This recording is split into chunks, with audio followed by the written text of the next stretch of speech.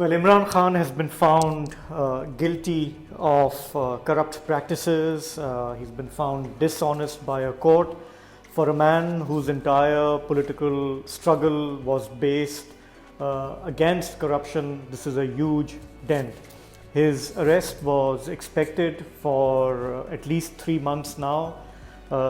He's been found guilty of concealing the gifts he received when he was the Prime Minister from foreign dignitaries and heads of state. He's been found guilty of misdeclaration, not telling the Election Commission about what gifts he received, how much were they for, what were they valued at, how much were they then sold in the market.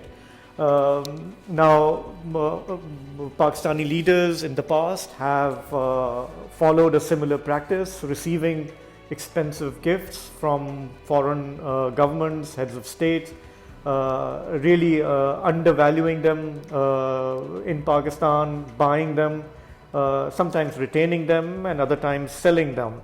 Where Imran Khan completely got it wrong was that he did all that, like previous prime ministers, but he failed to show this in his statement of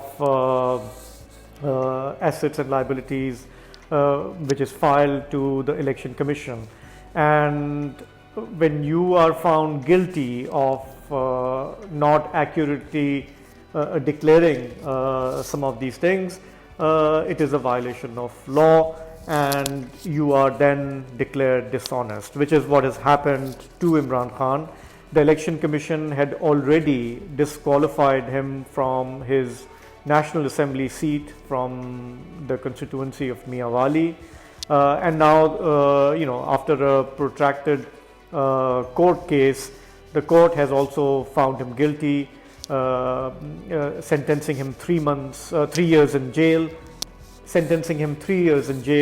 and imposing a fine of rupees 100,000. Now, in all likelihood, he will appeal this, he will challenge it, but for a man who always told his followers that the rule of law is important if we want to create a decent and just society.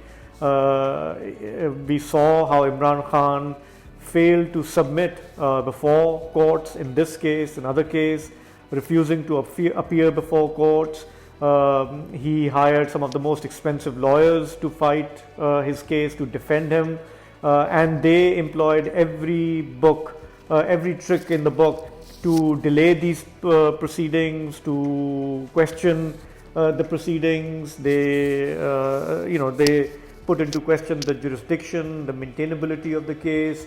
They questioned the integrity of the judge. They launched a massive social media campaign coming up with accusations that the judge is not impartial, and several other tricks. But in the end, we have seen that the court has come out with a verdict. Of course, the PTI supporters, Imran Khan supporters, will not accept it. They will see it as a conspiracy to eliminate Imran Khan politically from the next election, to make sure that his party cannot come back. But be that as it may, we know that Imran Khan sought to raise high standards for other politicians and other political parties, but he often failed to follow some of his own high standards which he preached. He has consistently shown that he expected a special treatment from the courts. He did not submit to the court process. He's been resisting it, and today we've seen that he's been arrested and moved to Islamabad, and most likely he will be put in jail there.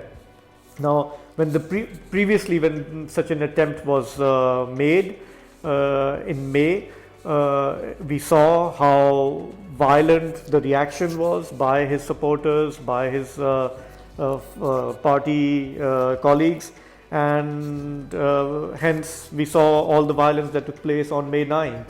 But 3 months on, Pakistan is a different country. The way the military has dealt with that challenge of public violence by Imran Khan's party. Today his party stands disintegrated. Many of his leaders are still in jail, others have left the party. In 3 months, Pakistan's political landscape has changed completely. And I think this arrest only goes to show what the powerful military has decided, that Imran Khan is unlikely to be part of the next election, whenever it may be held, whether it's later this year or early next year.